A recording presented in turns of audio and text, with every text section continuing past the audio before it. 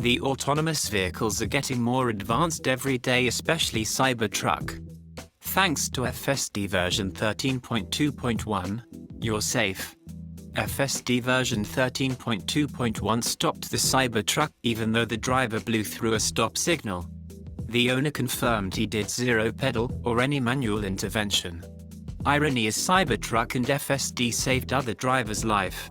Can you imagine that dinky little car getting T-boned by a beast like the Cybertruck? The owner probably ran the signal because FSD came to a complete stop, which we have seen often confuses the human. Humans don't expect to come to 0 miles per hour and go. Hopefully NHTSA wises up and allows 2 miles per hour rolls on stops.